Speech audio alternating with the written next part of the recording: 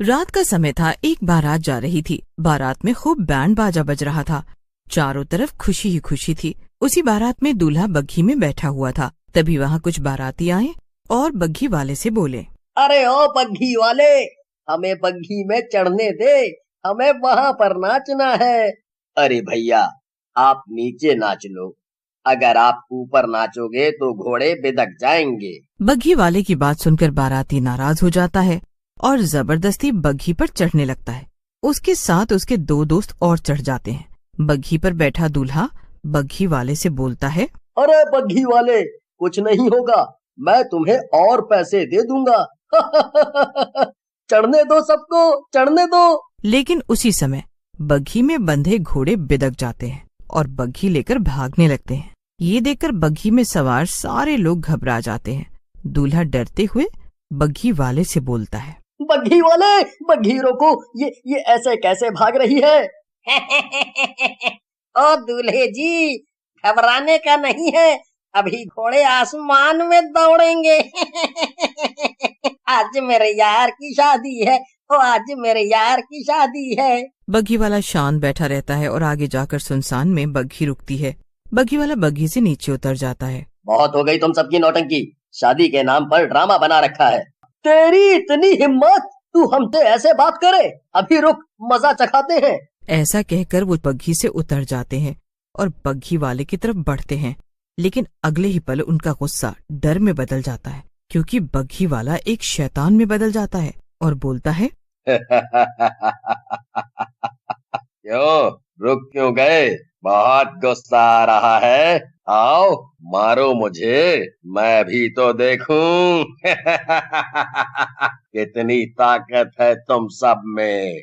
अरे भागो रे, अपनी जान बचाओ, ये तो भूतिया बग्घी है, भागो अपनी जान बचाओ। लेकिन उनसे कोई भी बचकर नहीं भाग पाता और शैतान उनको मार डालता है और फिर वो मौत की बग्घी वहाँ से गायब हो जाती है। उधर बारात में सब दूल्हे का इंतजार कर रहे होते हैं। दूल्हे की माँ रोती हुई बोलती है, ना जाने कहाँ चला गया मेरा इकलौता बेटा। अब मैं किसके सहारे जीऊंगी? अरे कोई तो उसे ढूंढ कर लाओ। फिर उन चारों की लाश मिलती है। सब रिश्तेदार बहुत रोते हैं। फिर चारों का अंतिम संस्कार कर देते हैं। ये बात लोगों में फैल जाती है।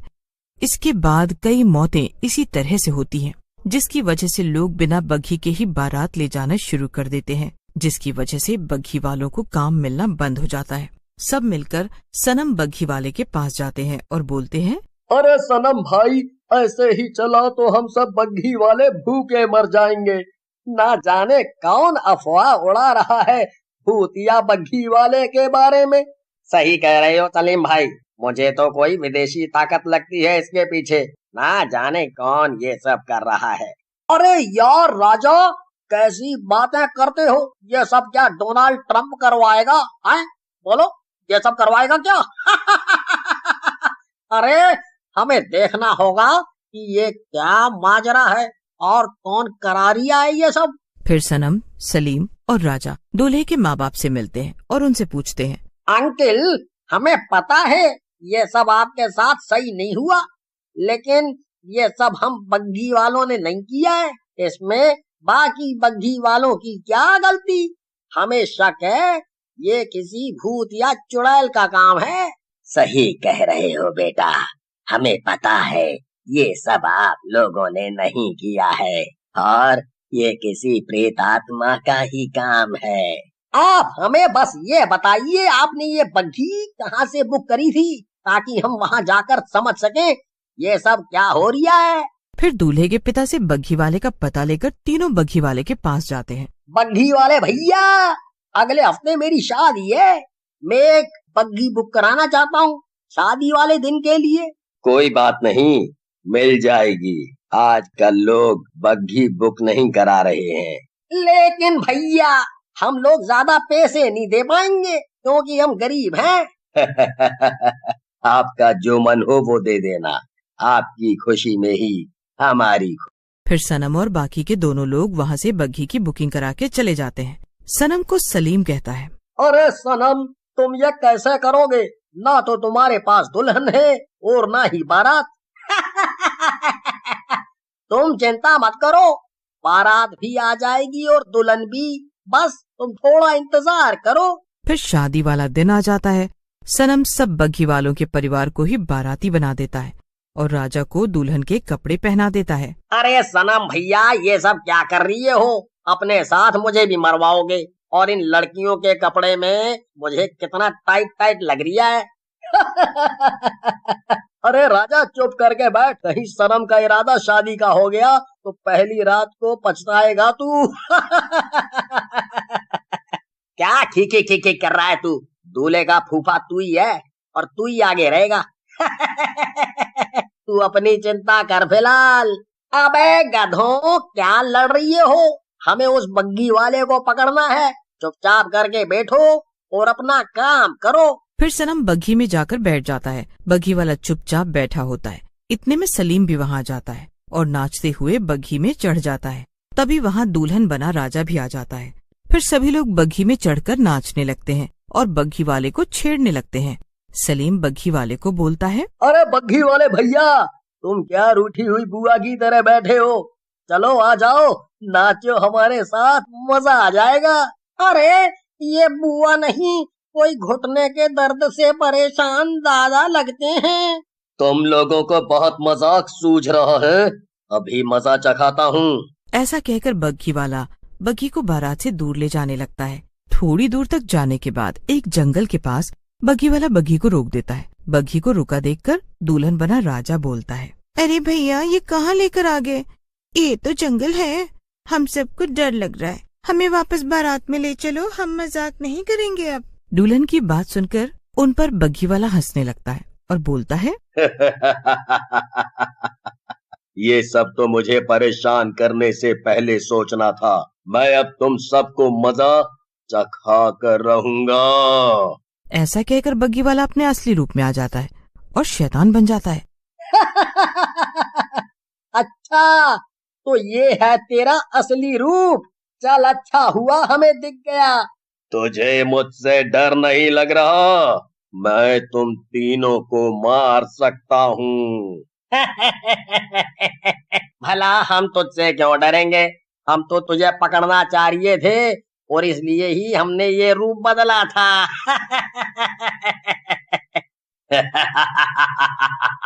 तुम तीनों मुझसे मिलना चाहते थे तो मैं आ गया, लेकिन मुझसे मिलने वाला जिंदा नहीं बचता, तुम तीनों भी मरोगे।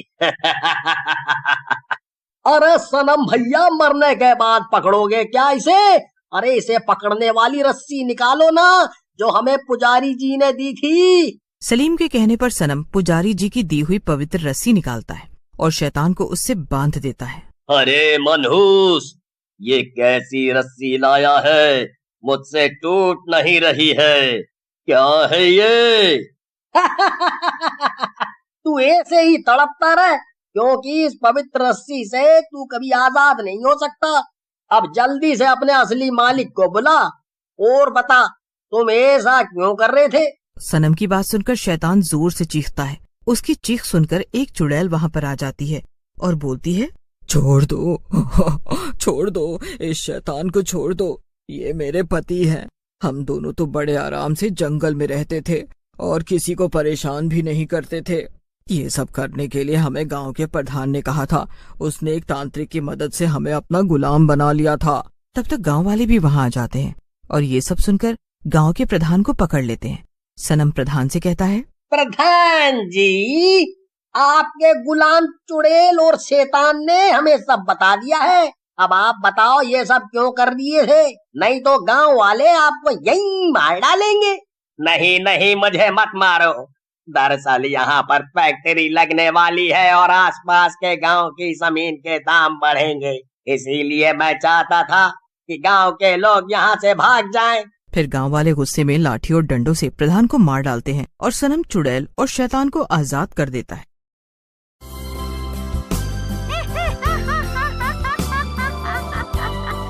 रवि के कॉलेज में 2 महीने की छुट्टियां थी, इसलिए उसने सोचा कि इस बार वह अपने नाना के पास जाएगा। पिताजी, इस बार छुट्टियां मनाने नाना जी के गांव जा रहा हूं मैं। नहीं रवि, चाहे तुम अपने बुआ के घर जाओ, चाहे तुम अपनी मौसी के घर जाओ, लेकिन मैं तुम्हें नाना के घर नहीं जाने दूंगा। वहां जाना तुम्हारे लिए ठीक नहीं है। लेकिन क्यों? आप हर साल मुझे बस यही कहते हैं। और अब मैं छोटा नहीं हूं, मैं बड़ा हो गया हूं, कॉलेज जाता हूं मैं। ऐसा वहां क्या है जो मेरे लिए ठीक नहीं है? इस तरह रवि अपने नाना के गांव जाने के लिए बहुत ज्यादा जिद करने लगा और कहने लगा कि अगर उसे नाना जी के पास नहीं जाने दिया तो वो घर से भाग जाएगा। तुम्हारा वहां जाना इसलिए सुरक्षित नहीं है क्योंकि तुम्हारे नाना जी के गांव के पास एक पहाड़ी है। उसकी गुफा में एक धुंध का दानव रहता है। वह हर रात को गांव में घूमता है और अपनी शक्ति से वो पूरी जगह में धुंध फैला देता है और उस धुंध के कारण आसपास का कुछ भी दिखाई नहीं देता। फिर वो दानव धुंध में फंसे लोगों को उठाकर अपनी गुफा में ले जाता है और मार देता है। उस दानव से वहां का बच्चा बच्चा डरता है। अगर वो धुंध का दानव तुम्हें भी ले गया तो हम क्या करेंगे? इसी डर के कारण मैं तुम्हें वहां नहीं जाने देता। रवि अपने पापा की बात पर विश्वास नहीं करता है और हंसते हुए कहता है, क्या पिताजी, आप भी भूतिया फिल्मों जैसी बातें कर रहे हैं। भला धुंध का भी कोई दानव होता है क्या? मुझे तो ये कहानी से ज्यादा कुछ नहीं लगा। अगर सच में धुंध का दानव होता तो नाना जी अब तक जीवित कैसे हैं बताइए? लेकिन पिताजी, आप चिंता करना बंद कर दीजिए। मैं खुद अपना ध्यान रख सकता हूँ। अगर सच में धुंध का दानव है तो मैं घर में ही रहूंगा और नाना जी को लेकर यहाँ आ जाऊंगा। इस तरह जिद करके मम्मी पापा को नाना के गांव जाने के लिए मना ही लेता है और अगले दिन ही रवि अपने नाना जी के गांव निकल जाता है। एक तांगे में बैठकर रवि सोचता है कि गांव जाने का रास्ता इतना खूबसूरत है तो गांव कितना खूबसूरत होगा। लेकिन जब रवि गांव में पहुंच जाता है तो वह बहुत ही ज्यादा हैरान हो जाता है क्योंकि गांव में सारे घरों का रंग काला होता है। ये कैसा गांव है? ये लो, तुम्हारे नाना जी का घर आ गया। मैं यहाँ बगल के घर में ही रहता हूँ। वक्त मिले तो मिलने आ जाना है। फिर रवि नाना जी के घर चला जाता है और जाते ही अपने नाना जी से गांव के बारे में पूछने लगता है। नाना जी का गांव तो बड़ा ही अजीब है। यहाँ सारे घरों के रंग काले क्यों हैं? और यहाँ पर सच में धुंध का दानव है? बेटा, इतने सालों के बाद आया है और आते ही तूने सवाल शुरू कर दिए। तू नाना के घर आया है, पहले दूध मलाई खा, थोड़ा मोटा ताजा हो, फिर आराम से बैठकर बातें करेंगे। रवि अगले दिन फिर से अपने नाना जी से धुंध के दानव के बारे में पूछता है तो नाना जी उसे बताना शुरू करते हैं। उस पहाड़ी की गुफा में धुंध का दानव रहता है। जब भी वो भूखा होता है तो रात में वो गांव में आता है और लोगों को उठा कर ले जाता है। एक बार एक बाबा जी गांव में आए थे तो उन्होंने कहा था कि अगर उस दानव से बचना है तो घरों पर काला रंग कर दो और रात में रोशनी मत करना। उसके बाद से गांव में कोई भी रात में घरों में रोशनी नहीं जलाता, नहीं तो दानव की नजर उन पर पड़ जाती है और वो उन्हें अपनी धुंध में समा कर ले जाता है। लेकिन रात को रवि अपने कमरे की लाइट बंद करना भूल जाता है और थोड़ी देर बाद उसे अचानक ही ठंड लगने लगती है।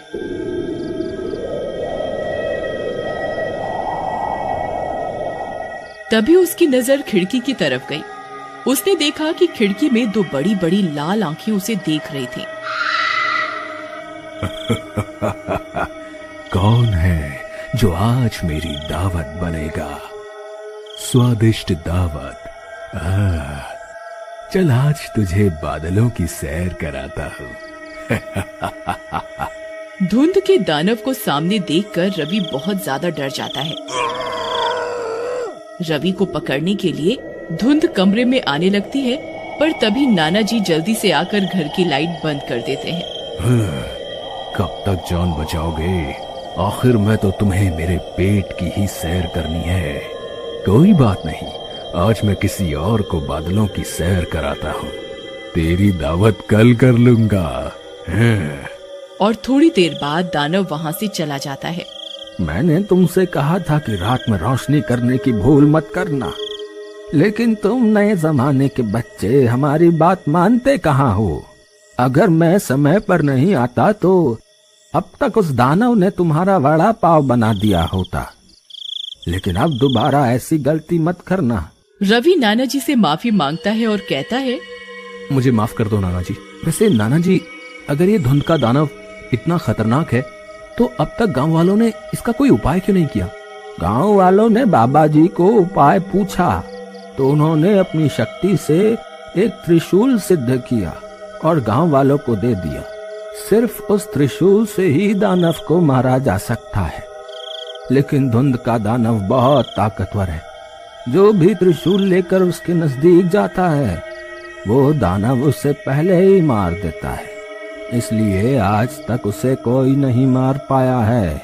रवि बेटा, आज रात को लाइट बंद करना मत। रात में फिर से धुंध का दानव आता है, लेकिन गांव में किसी के भी घर में रोशनी नहीं होती।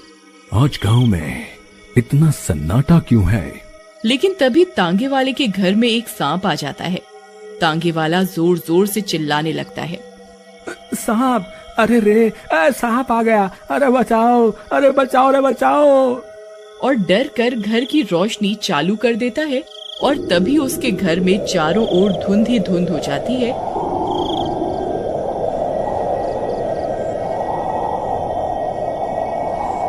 जिससे किसी को कुछ भी दिखाई नहीं देता। ए तांगे वाले, अपने परिवार से ढंग से मिल ले, क्योंकि इसके बाद तू सीधा मेरी थाली में होगा। और तांगे वाले को उठाकर अपनी गुफा में ले जाता है।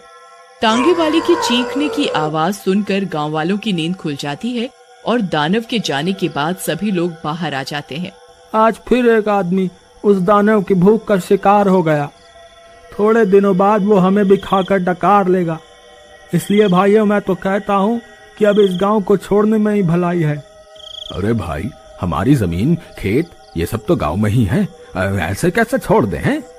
मेरे भाई, जब वो शैतान तुम्हें पचा जाएगा ना, उसके बाद तुम्हारा भूत खेती करेगा क्या यहाँ पर, है बताओ? इसलिए कह रहा हूँ, उस दानव को फिर से भूख लगे उससे पहले ही भाग निकलते हैं। रवि डरे हुए गांव वालों की बातें सुन रहा होता है।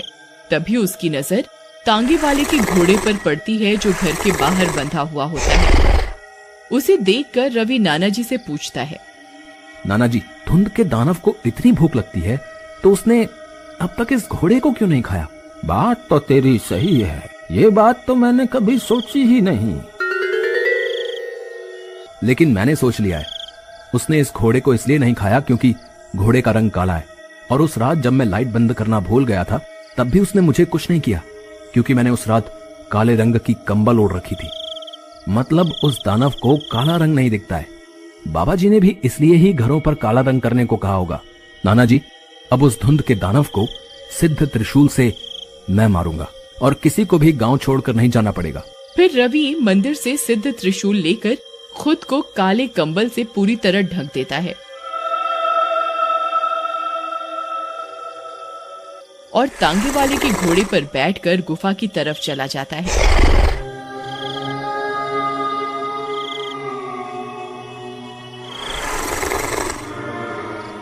जब रवि धुंध के दानव की गुफा में पहुंचता है तो वह देखता है कि दानव ने तांगे वाले को गले से पकड़ रखा होता है।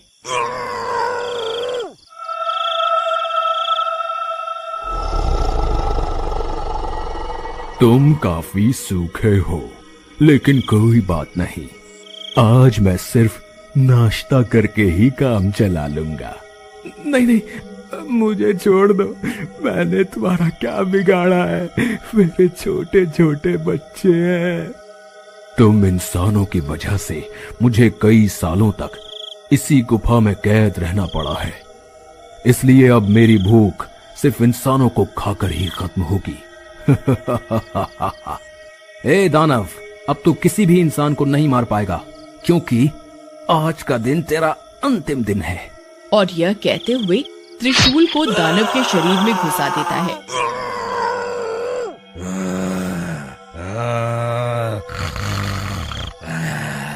और वह दानव मरकर धुंध बन जाता है।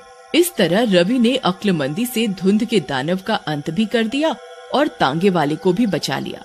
उस दिन के बाद से लोग घरों को कलर करने लगे और रात को रोशनी भी जलाने लगे। राजनगर नाम के शहर में रात को एक चुड़ैल घुमा करती थी। वो अपने शिकार की खोज में निकलती थी। जैसे ही उसे कोई इंसान अकेला नजर आता था, वो उसे अपने नुकीले दांतों से खा जाती थी। हालांकि शहर के काफी लोग इस बात पर विश्वास नहीं करते थे, पर फिर भी सब रात को अकेले बाहर नहीं निकला करते थे। एक दिन रात को एक लड़का सुनसान रोड पर चल रहा होता है। अरे वाह, मिल गया मेरा शिकार, अभी इसके पीछे पीछे जाती हूँ। लड़का जैसे ही पीछे मुड़कर देखता है तो चुड़ैल गायब हो जाती है। फिर लड़का बेफिक्र होकर आगे देखकर मजे से वॉक कर रहा होता है। चुड़ैल फिर उस लड़के के पीछे आकर उसके कंधे पर हाथ रखती है। लड़का जैसे ही पीछे मुड़कर देखता है तो डर के मारे हक्का बक्का रह जाता है। ये तो चुड़ैल है, प्लीज मुझे मत मारो, अभी तो मेरी महीने की सैलरी भी नहीं आई है। अरे बुड़बक, सैलरी का क्या करोगे जब जिंदा ही नहीं रहोगे। इतना कहकर चुड़ैल उस लड़के को पकड़कर खा जाती है। ओह यस, मजा आ गया। ऐसे ही एक रात को चुड़ैल एक हॉस्पिटल में अपना शिकार ढूंढने जाती है। यहाँ तो बहुत अच्छी खून की खुशबू आ रही है। इस हॉस्पिटल में जरूरी कोई मुर्दा घर होगा, एक बार जाकर देखती हूँ। मुर्दा घर ढूंढते ढूंढते उसे एक रूम की लाइट जली नजर आती है, जिसमें एक महिला डॉक्टर एक मरीज की रिपोर्ट पढ़ रही होती है। अरे, इतनी रात को इस कमरे की लाइट क्यों जली है? जरूर इस रूम में कोई ना कोई जरूर होगा, मैं अंदर जाकर देखती हूँ। अरे, इस मरीज का तो कुछ भी नॉर्मल नहीं है, इसका तो जल्दी ब्लड टेस्ट कराना होगा। ये केस थोड़ा सीरियस है, मुझे इस पर अच्छी मेहनत करनी होगी। मिल गया मेरा शिकार। बचाओ बचाओ, ये चुड़ैल कितनी डरावनी है। हाँ, और अब मैं तुझे खाकर अपनी भूख शांत करूंगी। नहीं, मुझे छोड़ दो, मेरा जिंदा रहना बहुत जरूरी है। हर शिकार मरने से पहले यही बोलता है, तुमने कुछ खास नहीं बोला। देखो प्लीज, तुम मेरी बात को समझो, मैं एक डॉक्टर हूँ, मेरे कंधे पर कई जिंदगियों की जिम्मेदारियां हैं। अगर मैं उनका इलाज नहीं करूंगी तो वो मर जाएंगे, मुझे मत मारो। अच्छा, बात तो तुम्हारी सही है, अगर तुमने मेरे बारे में सबको बता दिया और पुलिस ने मेरे पीछे तांत्रिक लगा दिया तो मैं तुम्हारा विश्वास कैसे करूं? मैं तुम्हारे बारे में कुछ नहीं बताऊंगी, मैं वादा करती हूँ, कभी किसी को तुम्हारे बारे में कुछ नहीं कहूंगी। बस तुम इस शहर से चली जाओ प्लीज। ठीक है, वैसे भी इस शहर में तो सबके सब आलसी भरे पड़े हैं, कोई रात को ज्यादा निकलता ही नहीं। मैं तो अब गांव जाऊंगी, वहां जाकर देखती हूँ कितने शिकार मिलेंगे। पर अब जब तुम मेरे बारे में जान चुकी हो तो मुझे जब भी तुम्हारी जरूरत पड़ेगी तुम मेरी मदद जरूर करोगी। जी ठीक है, मैं आपकी मदद जरूर करूंगी। इतना कहकर चुड़ैल गांव की तरफ निकल जाती है। गांव की ठंडी ठंडी हवा, अब जरा अपना पेट भरने के लिए अपना शिकार भी ढूंढ लेती हूँ। उस रात को एक किसान की लड़ाई उसकी पत्नी से हो जाती है। हे भगवान, तुमने तो मेरी नींद खराब करके रखी है। ये जो तुम रात को रेलगाड़ी की तरह खर्राटे लेते हो उससे मेरी इतनी अच्छी नींद टूट जाती है। किसान की पत्नी किसान को आधी रात में घर से बाहर निकाल देती है। किसान खेतों में सोने की कोशिश करता है, तभी चुड़ैल की नजर उस किसान पर जाती है। अरे वाह, पहले दिन ही शिकार मिल गया, गांव सच में सबसे अच्छा है, अभी इसका शिकार करती हूँ। चुड़ैल किसान की खटिया के नीचे जाकर लेट जाती है। किसान नींद न आने की वजह से करवटें ले रहा होता है। करवट लेते लेते वो पेट के बल लेट जाता है और वो देखता है कि चुड़ैल उसकी खटिया के नीचे होती है। कैसा लगा मेरा सरप्राइज? चुड़ैल किसान की गर्दन पकड़कर उसे खाने लगती है। मजा आ गया, अब और शिकार ढूंढने जाती हूँ। ऐसे ही चुड़ैल हर रोज रात को गांव के काफी लोगों को खा जाती है। चुड़ैल का आतंक गांव में फैल जाता है और रात को सब दुबक कर अपने अपने घर में ही रहने लगे और बाहर नहीं निकलते थे। एक रात को चुड़ैल शिकार ढूंढने के लिए चक्कर लगा रही होती है। कितने दिन हो गए पेट भर के शिकार खाए नहीं, आज तो पेट जरूर भरूंगी, जैसे ही कोई दिखेगा उसे झपट कर खा लूंगी। तभी चुड़ैल को एक औरत की रोने की आवाज आती है। अरे वाह, किसी के रोने की आवाज आ रही है, मतलब शिकार यहीं कहीं है। चुड़ैल जाकर देखती है कि एक औरत रो रही होती है, साथ में उसका पति लेटा होता है। चुड़ैल जाकर उसको डराने की कोशिश करती है। मैं तुम्हें खा जा।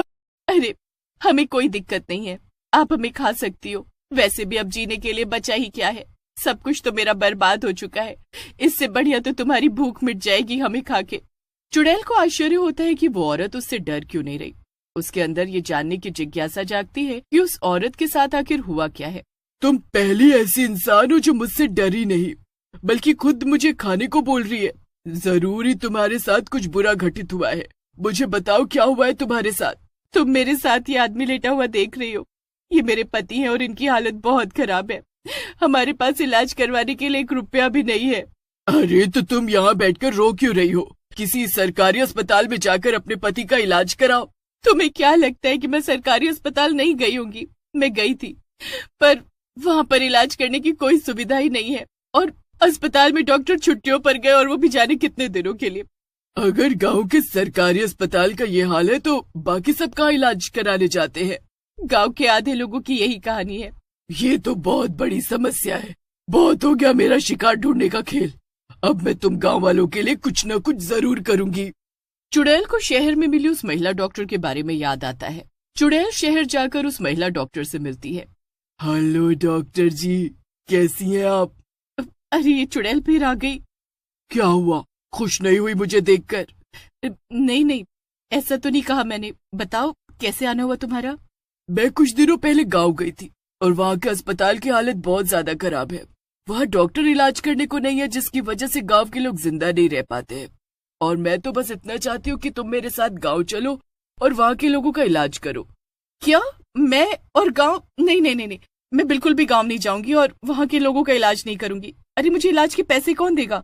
मुझे समाज सेवा करने का कोई शौक नहीं। शायद तुम्हें याद नहीं कि तुमने मुझसे वादा किया था कि जब भी मुझे तुम्हारी जरूरत पड़ेगी तुम मेरी मदद जरूर करोगी।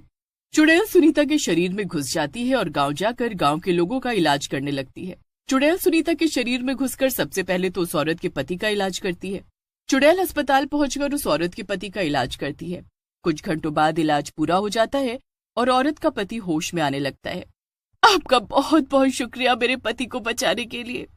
शुक्रिया की कोई जरूरत नहीं है। बस जैसे आज तुम्हारे पति को बचाया है वैसे ही बाकी सारे गांव के लोगों को भी बचाना है। लेकिन दिक्कत यह है कि मैं सिर्फ रात को ही निकल सकती हूँ। तो कोई बात नहीं, लोग तो इलाज कराने रात को भी आ जाएंगे।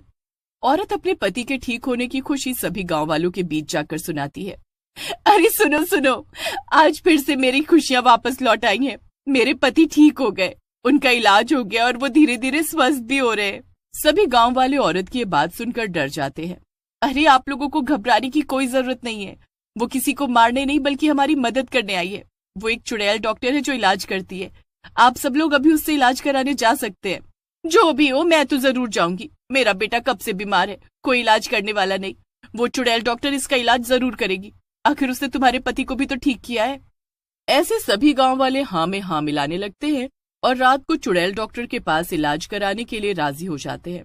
जैसे ही सुबह होने वाली होती है, चुड़ैल सुनीता को वापस शहर ले आती है और उसके शरीर से बाहर निकलकर गायब हो जाती है। अरे ये क्या हुआ था? मैं कल रात को कहाँ थी? ये चुड़ैल मुझे कहाँ ले गई थी? उस रात को फिर चुड़ैल सुनीता से मिलने आती है। तैयार हो गाँव जाने के लिए? तुम मेरे साथ ऐसा क्यों कर रही हो? मैं तुम्हें कोई चोट नहीं पहुंचाना चाहती, बल्कि मैं गांव वालों की मदद करना चाहती हूँ। मैं कोई गांव वालों की मदद नहीं करना चाहती। तुम्हें उन गांव वालों की मजबूरी का कोई एहसास नहीं है। मैं तुम्हें उस गांव में फिर से लेकर चलती हूँ। रात को जब सुनीता देखती है कि कितने सारे गांव वाले मरीज के साथ खड़े होकर चुड़ैल डॉक्टर के आने का इंतजार कर रहे हैं, तो वो समझ जाती है और चुड़ैल की मदद करती है। तुम बहुत ही अच्छा काम कर रही हो, पर सिर्फ मेरे यहाँ होने से काफी नहीं है। मरीज बहुत है और डॉक्टर एक। तुम खुद ही सोचो इन सभी लोगों का इलाज कैसे होगा। तुम सही कहती हो, लेकिन अब मैं क्या करूँ? मैं तो सिर्फ तुम्हें जानती हूँ। तुम चिंता मत करो, आज तो जितने मरीज मैं ठीक कर सकती हूँ कर लूंगी और मैं अपने सारे दोस्तों को, जितने भी डॉक्टर हैं, उन सभी को यहाँ इस गांव में बुला लूंगी। ऐसे सभी की मदद हो जाएगी और सरकार से भी मदद लूंगी, लेकिन इस गांव की स्थिति जरूर सुधारूंगी। सुनीता ठीक वैसा ही करती है जैसा उसने बोला था, जिससे गांव की स्थिति सुधरती जाती है। अब अस्पताल में इलाज करने को डॉक्टर, आराम करने को बेड और हर तरह की दवाइयां मौजूद होती हैं। सभी गांव वाले चुड़ैल का और सुनीता का बहुत धन्यवाद करते हैं। यहाँ तक कि चुड़ैल डॉक्टर का एक पुतला सम्मान के लिए अपने गांव में भी लगवाते हैं।